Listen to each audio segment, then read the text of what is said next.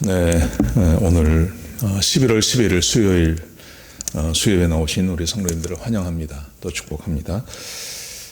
우리 말씀 나누기 전에 먼저 공동 기도 제목으로 기도하는 시간 갖도록 하겠습니다. 소리 내어서 기도하시기 바랍니다. 기도하시겠습니다. 홍석화 집사의 암을 치료해 주십시오. 배옥준 집사의 뇌졸중을 치료해 주십시오. 언어가 회복되고 오른쪽 팔다리에 힘이 생겨나도록 해 주십시오. 과간나 집사의 허리를 치료해 주십시오. 권하다 집사가 다시 걷도록 해주십시오. 최영승 형제의 어머니의 암을 치료해 주십시오. 김태남 집사를 회복시켜 주십시오. 오계선 어린이의 골수 이식 수술을 속히 받도록 해주십시오. 강봉 장로의 임파선 암을 치료해 주십시오. 우한 피름으로부터 우리를 지켜주십시오. 예수님의 이름으로 기도합니다. 아멘. 오늘 본문의 말씀은 요한계시록 20장 1절에서 6절까지 말씀입니다. 요한계시록은 문자적인 해석보다는 좀 이 본문이 가지고 있는 오래된 해석의 어떤 그 근원을 좀 생각해보는 그런 시간이 되었으면 좋겠습니다. 우리 1절에서 6절까지 말씀을 같이 교독하시도록 하겠습니다. 제가 한 절 읽고 여러분들이 한 절 읽고 해서 교독하시도록 하겠습니다. 또 내가 보매 천사가 무저갱의 열쇠와 큰 쇠사슬을 그의 손에 가지고 하늘로부터 내려와서 용을 잡으니 곧 옛 뱀이요 마귀요 사탄이라 잡아서 1000년 동안 결박하여 무저갱에 던져 넣어 잠그고 그 위에 임봉하여 1000년이 차도록 다시는 만국을 미혹하지 못하게 하였는데 그 후에는 반드시 잠깐 놓이리라. 또 내가 보좌들을 보니 거기에 앉은 자들이 있어 심판하는 권세를 받았더라. 또 내가 보니 예수를 정언함과 하나님의 말씀 때문에 목배임을 당한 자들의 영혼들과 또 짐승과 그의 우상에게 경배하지 아니하고 그들의 이마와 손에 그의 표를 받지 아니한 자들이 살아서 그리스도와 더불어 1000년 동안 왕노릇하니 그 나머지 죽은 자들은 그 1000년이 차기까지 살지 못하더라. 이는 첫째 부활이라. 이 첫째 부활에 참여하는 자들은 복이 있고 거룩하도다. 둘째 사망이 그들을 다스리는 권세가 없고 도리어 그들이 하나님과 그리스도의 제사장이 되어 1000년 동안 그리스도와 더불어 왕노릇하리라. 아멘. 요한계시록을 공부하는 이유는 저는 이 세상에 대한 이해력이 필요하기 때문이라고 그렇게 생각합니다. 초대교회 교인들은 예수님을 믿고 또 교회에 들어오는 것 때문에 많은 환난과 핍박을 받았습니다. 사도 요한도 지금 핍박 가운데 있는 겁니다. 그도 지금 밤모섬에 잡혀갔고 그의 동료 모든 그 사도들이 다 순교를 당하고 또 교회가 많은 핍박을 받는 그런 상황 가운데 도대체 이런 일들이 왜 벌어지는지에 대한 설명이 필요했다고 생각합니다. 그래서 하나님께서 우리에게 요한계시록을 우리에게 주셨습니다. 이 요한계시록이 우리에게 주고 있는 그 핵심되는 사항은 어떤 거냐 하면 교회가 불신자와 그리고 교회를 핍박하는 반기독교 세력에 의해서 둘러싸져 있음을 우리에게 보여주고 있는 것입니다. 이런 상황들이 우리를 힘들게 만드는 것입니다. 그리고 이 모든 것 배후에는 사탄이 있다는 것을 우리에게 보여주고 있는 겁니다. 우리는 항상 이걸 잊어버립니다. 그래서 우리를 교회를 핍박하는 그 대상을 바라보는데 그 대상의 배후에 사탄이 있다는 것을 요한계시록은 우리에게 말씀해 주고 계시는 것입니다. 그러므로 요한계시록에 주제가 있다면 그것은 우리 그리스도인 안에 중요한 싸움이 있다, 전쟁이 있다는 것을 우리에게 가르쳐 주고 있습니다. 사탄과 교회의 싸움이죠. 이게 중요한 싸움이죠. 사탄과 교회의 싸움. 예수님께서 이 땅에 오셔서 그의 생애 가운데 사탄과 끊임없이 싸운 것을 우리에게 보여주셨습니다. 우리는 그리스도의 제자들이고 교회는 그리스도의 몸입니다. 그러므로 그리스도인으로 산다는 것은 우리 안에 사탄과의 전쟁을 피할 수 없는 것입니다. 그래서 계속해서 반복적으로 요한계시록은 이 주제를 우리에게 가르치고 있는 것입니다. 그렇다면 요한계시록의 목적이 뭘까요? 그 목적은 예수 그리스도께서 사탄을 이기신 것처럼 우리 교회도 그리고 그리스도인들도 사탄을 이긴다는 겁니다. 우리가 패배하는 게 아니라 교회와 그리스도인들은 반드시 사탄과의 전쟁에서 승리하고 이긴다는 것을 우리에게 보여주고 있는 겁니다. 교회가 힘이 약해지고 교회가 굉장히 연약한 것 같지만 교회는 절대 이 세상과의 싸움에서도 지지 않고 그리고 사탄과의 싸움에서도 지지 않는다는 것을 보여주는 것이 요한계시록의 목적인 것입니다. 그래서 7 인의 심판, 7 나팔의 심판, 7 대접의 심판을 보여주면서 교회를 핍박하고 교회를 괴롭힌 사탄과 이 세상에 하나님께서 심판을 내리시고 그리고 교회를 돕는 것을 우리에게 가르쳐주고 있는 것입니다. 그러므로 요한계시록을 공부하는 유익이 있다면 그 유익은 현재 벌어지고 있고 앞으로 벌어질 일을 미리 알고 있으라는 것입니다. 이게 굉장히 중요한 교훈이라고 저는 생각합니다. 그리고 이 교훈대로 세상은 흘러가기 마련입니다. 교회는 예수를 믿는다는 것, 그리고 교회를 우리가 섬기고 이 세상에서 살아간다는 것이 마치 꽃길을 걷는 것 같은 것은 아니라는 거죠. 아무리 평화로운 세상이라 하더라도 반드시 교회를 핍박하고 교회를 공격해오는 존재들이 반드시 존재합니다. 그동안 우리 한국이 한국 교회를 생각해 보시고 또 유럽 교회, 미국 교회를 생각해 보십시오. 2차 대전이 끝난 다음에 꽤 평화로운 세상이 되었습니다. 근데 이 평화로운 세상 가운데 교회는 얼마나 많은 핍박들을 받았는지 모릅니다. 한국 교회도 마찬가지죠. 한국 교회도 전쟁이 끝난 다음에 6.25 전쟁이 끝난 다음에 민주주의가 들어왔습니다. 민주주의가 들어와서 꽤 교회가 평화로운 시간을 보내었습니다. 그래서 교회가 성장을 했습니다. 그런데 현재는 그렇지 못합니다. 현재는 교회가 세상의 핍박의 대상이 되고 있는 것입니다. 자, 이런 일들이 벌어질 때 이걸 어떻게 볼 거냐 하는 것입니다. 어떻게 볼 거냐.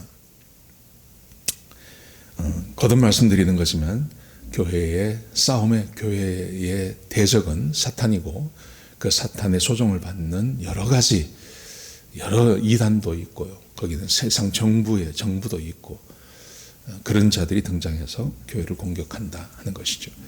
오늘은 요한계시록 20장입니다. 요한계시록 20장은 굉장히 중요한 장입니다. 그리고 요한계시록 20장은 역사적으로 다양한 해석 방법이 있었습니다. 이것을 함께 나누기를 원합니다.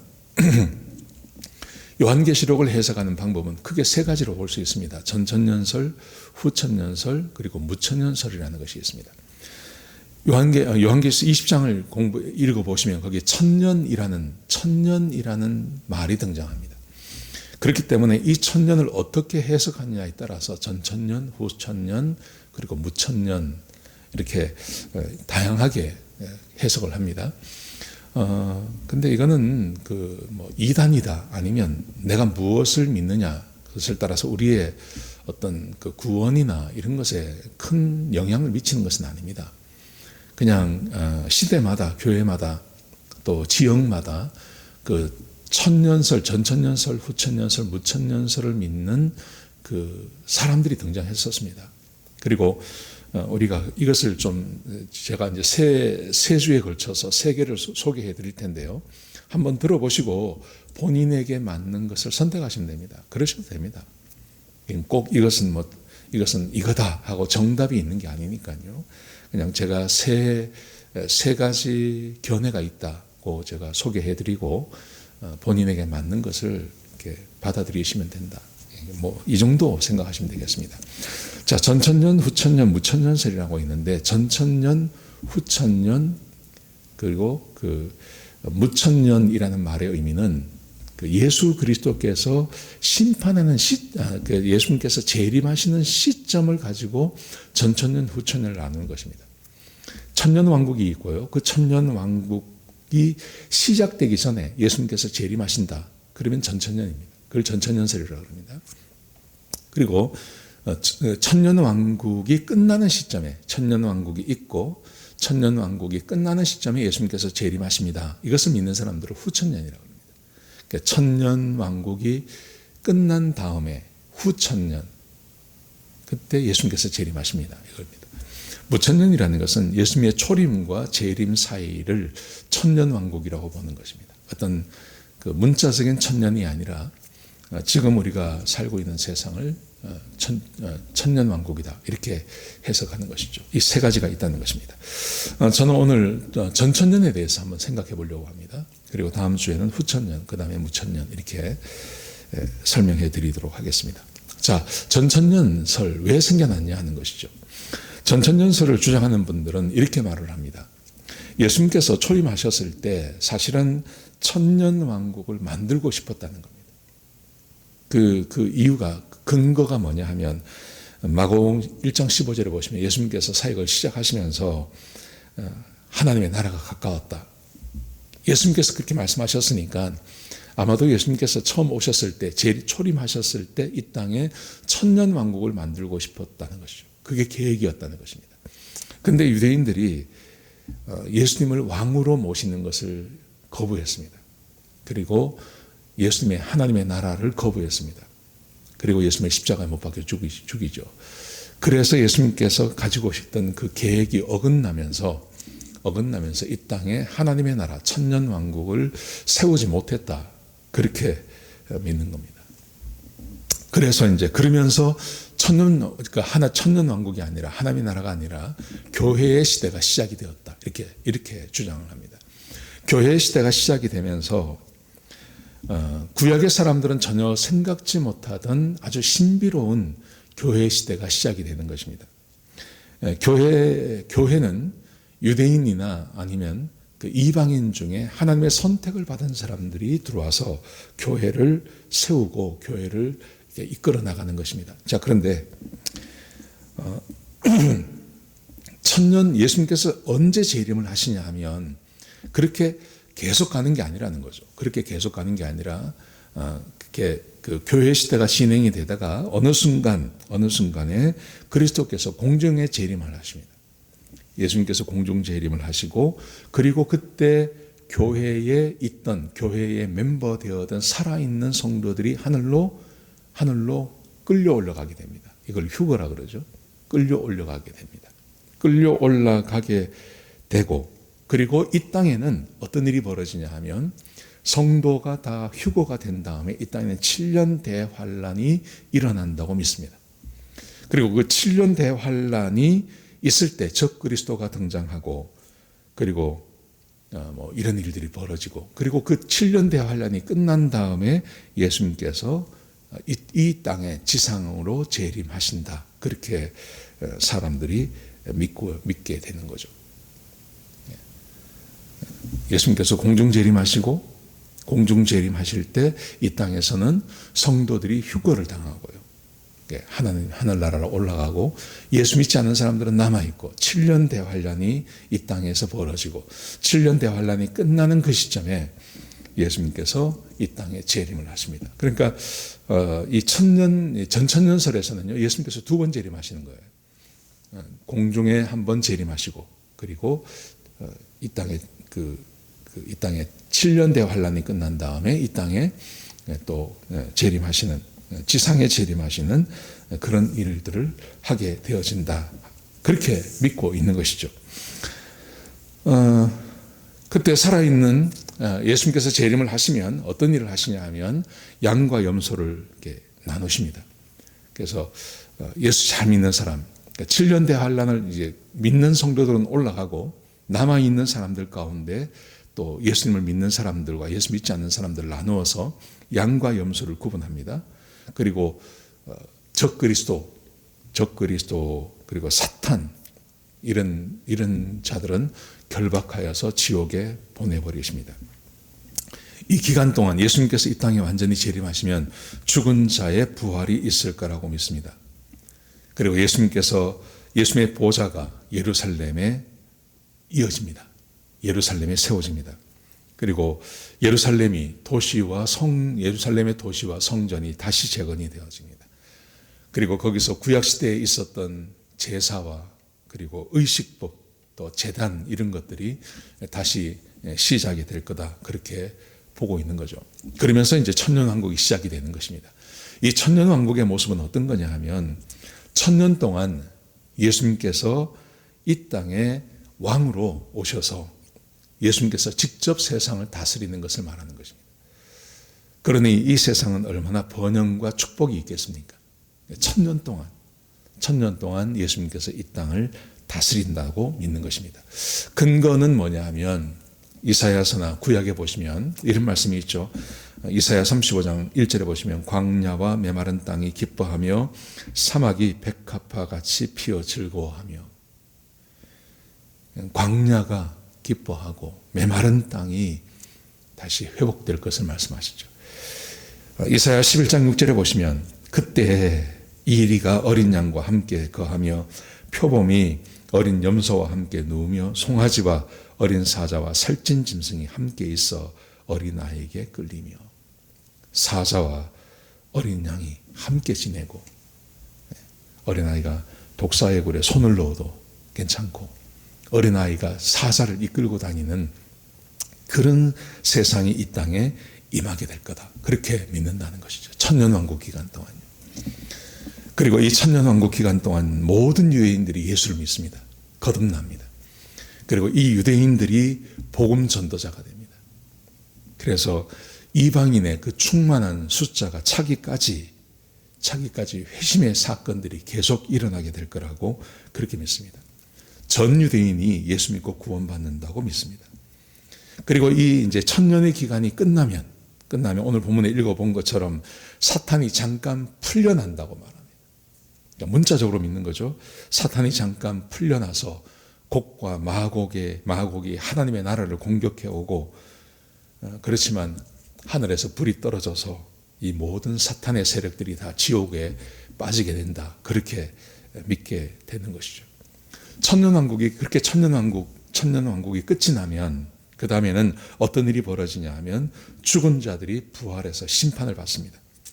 교회는 이 땅에서 하나님 나라로 옮겨지게 되는 것입니다.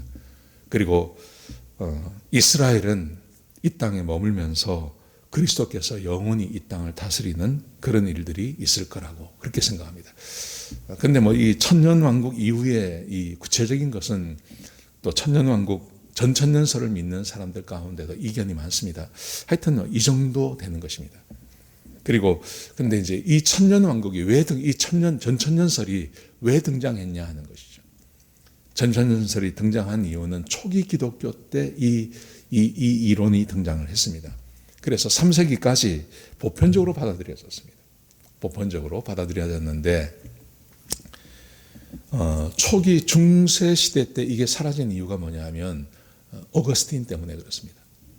어거스틴은 성경을 아주 탁월하게 해석했던 사람이죠. 근데 이 어거스틴이 전천년설에서 특별히 이 천년왕국이라는 것이 어떤 특별한 기간을 말하는 게 아니라 이것은 그 교회 시대를 말한다. 예수님께서 초림하시고 재림하시는 그 기간을 말하는 거지, 이게 어떤 기간 한 1000년이라고 하는 구체적인 기간을 말하지 않는다라고 주장하면서 이 전천년설이 거의 사라지게 된 것입니다. 그런데 이 전천년설이 다시 등장하게 된 배경에는 그 아나베프티스트 제침례 교도들이 이것을 다시 주장하기 시작했습니다. 믿기 시작했습니다. 그리고 17세기 영국에서, 19세기 또 영국에서 복음주의 안에서 이것을 받아들이는 교회들이 생겨나기 시작한 것입니다. 지금은 이 전천년설을 그렇게 많이 받아들이지는 않습니다. 많이 믿는 것은 아닌 것 같습니다.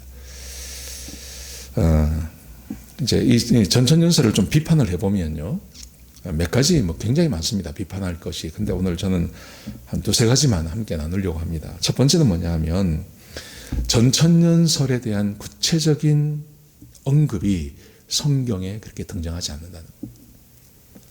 특별히 요한계시록 20장에서만 그 주장이 아주 상세하게 기록되어 있는 거지, 그 나머지 성경에는 전천년설의 주장이 별로 없습니다. 예수님께서 공중재림하시고 그 다음에 이 땅에 7년 동안 대환란이 있고, 그리고 예수님께서 지상재림을 하시고 재림하신 예수님께서 이 땅에 1000년을 다스리시고 이게 끝난 다음에 마귀를 잠깐 풀어주신 다음에 한다. 이런 스토리들이 요한계시록 20장에만 등장하는 거지 그 다른 성경에는 없다는 거죠. 다른 성경에선 성경을 해석하는 방법은 이것입니다. 한 곳에만 집중하는 게 아니라 성경을 해석할 때는 성경 전체를 보는 것입니다.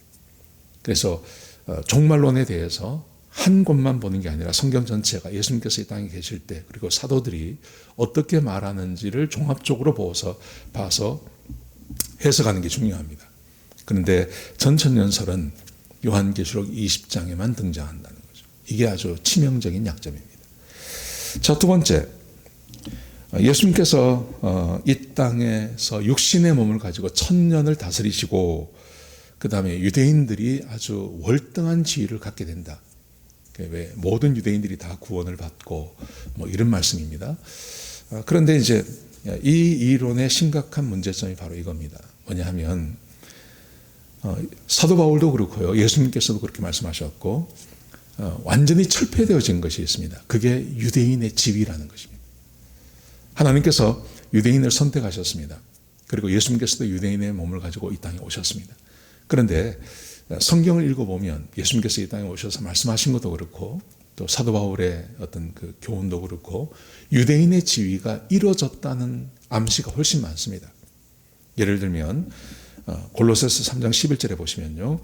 거기에는 헬라인이나 유대인이나 헬라파나 무할레파나 야만인이나 스고디안이나 종이나 자유인이 차별이 있을 수 없나니 오직 그리스도는 만유시요 만유 안에 계시느니라. 유대인과 이방인 차이를 두지 않습니다.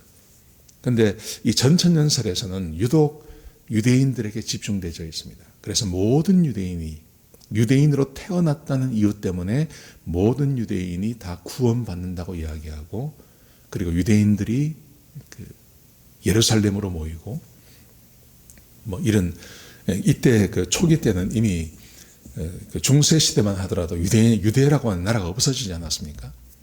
그러니까 그때 이 유대인들이 다시 모여들고 뭐 이런 이야기가 주장하게 되는데 그렇지 않다. 왜냐하면 성경에 보면 이미 예수님께서도 그렇고 사도 바울도 그렇고 유대인의 지위가 특별하지 않고 하나님 안에서 모든 사람이 동등하다고 이미 주장하셨기 때문에 그렇습니다. 에베소서 2장 14절에 보시면 그는 우리의 화평이신지라 둘로 하나를 만드사 원수된 것 곧 중간에 막힌 담을 자기 육체로 허시고 이방인의 그 지위 이 지위를 예수 그리스도께서 허셔서 유대인이든지 이방인이든지 누구든지 그리스도를 믿기만 하면 구원받는 그 은혜를 모든 사람에게 다 허락해 주셨습니다. 그런데 유대인이라고 해서 유대인의 혈통을 가지고 태어났다고 해서 그 사람들이 그냥 구원받는가 하는 것이죠. 에베소서 3장 6절도 마찬가지입니다. 이는 이방인들이 복음으로 말미암아 그리스도 예수 안에서 함께 상속자가 되고 유대인들은 아브라함의 후손이 자기들이기 때문에 자기들만 하나님의 상속자라고 주장하죠. 그런데 그렇지 않다는 거죠. 복음으로 인하여서 이방인들이 예수 그리스도의 상속자가 되었습니다. 함께 지체가 되고 함께 약속에 참여하는 자가 되니라. 이방인과 유대인을 구분하지 않습니다. 누구든지 복음을 믿음으로 구원받는다. 그렇게 말합니다. 근데 이제 로마서를 읽어보면 9장, 10장, 11장 여기를 읽어보면 유대인의 구원에 대해서 말씀하기는 합니다. 그래서 좀 어렵습니다. 이게 이제 신비죠. 복음에 숨겨진 말씀이고 신비고 그렇습니다.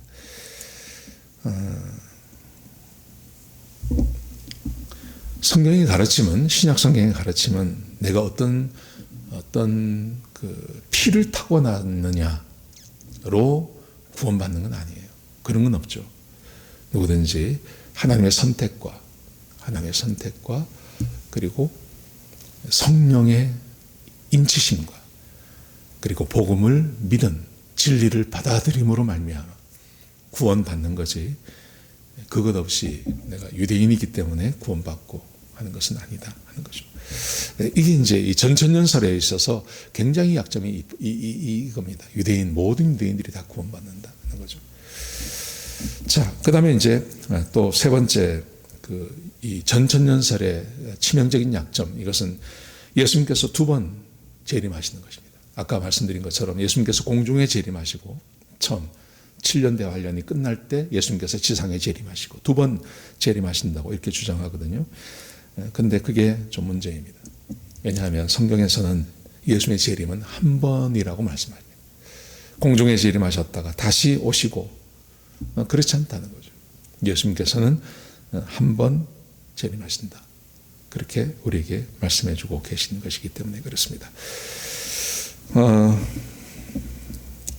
예수님께서 이제 예수님의 재림에 대해서 이야기할 때, 예수님께서 이 땅에 오셔서 심판하십니다. 심판을 하시고, 그리고 예수님께서 재림하실 때 부활이 일어나죠. 부활. 근데 이 부활이 일어나는데, 부활 사건도 마찬가지입니다. 부활 사건도 예수님께서 두 번 재림하십니다.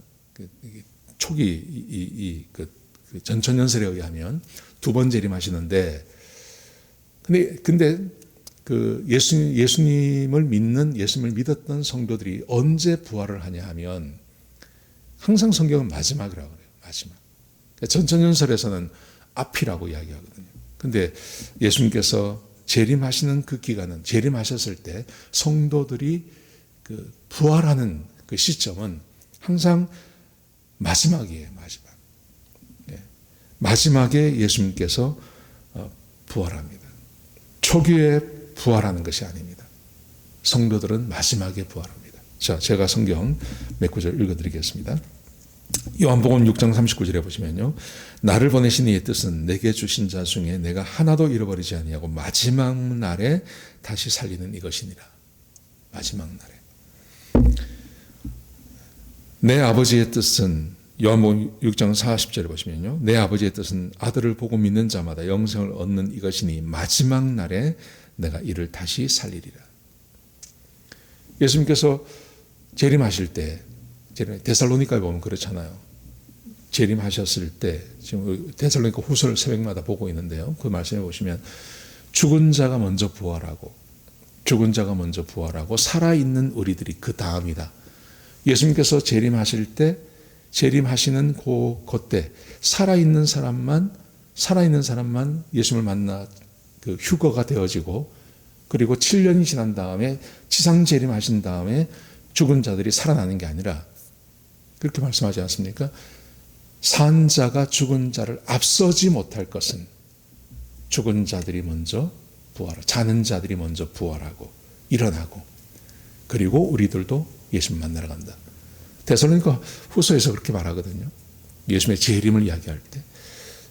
그리고 예수님께서 말씀하실 때 마지막 날에 내가 살린다 그렇게 하셨는데, 예수님께서 만약 두 번 재림하신다면 첫 번째, 두 번째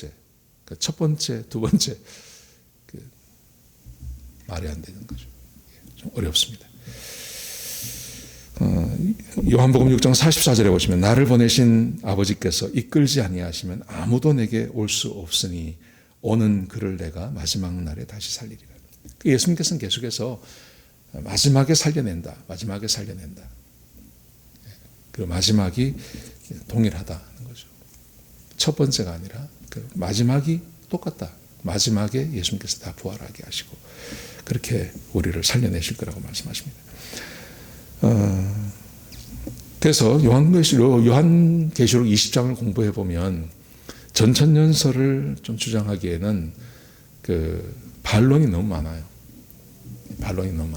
그래서 그러니까 성경을 해석해내는 능력이 부족했을 때, 그때는 뭐 전천연설을 그냥 이렇게 믿을 수 있었으면, 지금은 성경을 이렇게 해석해내는 그 능력이 굉장히 많이 발전하지 않았습니까? 그러다 보니까 이 전천연설은 좀 받아들이기 어렵다. 그렇게 주장하는 분들이 많습니다. 근데 상관이 없습니다. 뭐 전천년을 주장하시든 후천년을 주장하시든 상관없습니다. 상관없다. 저는 그렇게 생각합니다. 그래서 한번 다음 주에 후천년, 그 다음에 무천년 이렇게 들어보시고 마음에 드시는 것 그냥 선택하셔도 별 문제가 없다 하는 것이죠. 이것은 구원과 연관이 없는 거기 때문에요. 자, 요한계시록 20장은 굉장히 중요합니다. 굉장히 중요해서 이걸 어떻게 해석할 건가 하는 것을 좀 깊이 생각하는 게 중요합니다. 그리고 요즘 이단들, 주장하는 사람들이 있는데 그 주장하는 사람들을 좀 이겨낼 수 있는 능력도 이 요한계시록 20장을 어떻게 해석하느냐에 따라서 얼마든지 이길 수 있는 힘이 우리에게 생겨난다. 저는 그렇게 믿습니다. 오늘 여기까지 하고요. 다음 주에 후천연설 한번 같이 보도록 하겠습니다. 우리 같이 한번 기도하시겠습니다. 아버지 하나님, 우리가 부족하고 연약합니다. 하나님, 한 가지 분명한 것은 주님이 세상의 주인이시라는 것입니다. 하나님께서 세상의 주인이시고 우리를 사랑하셔서 우리에게 이 세상이 끝에 어떻게 되어질 것까지 다 말씀하신 그 하나님을 사랑하고 또 그 하나님께 영광을 돌려드립니다. 아버지 하나님, 우리에게 지혜를 주시고 성령을 충만케 해주셔서 하나님의 말씀을 깨닫는 능력도 우리에게 더하여 주옵소서. 이 세상이 어지럽고 힘들고 할 때마다 하나님의 말씀에 더 위로를 받고 더 힘을 얻는 우리 성도들이 되게 하여 주옵소서. 주님 감사합니다. 예수님의 귀하신 이름으로 간절히 기도드렸습니다. 아멘.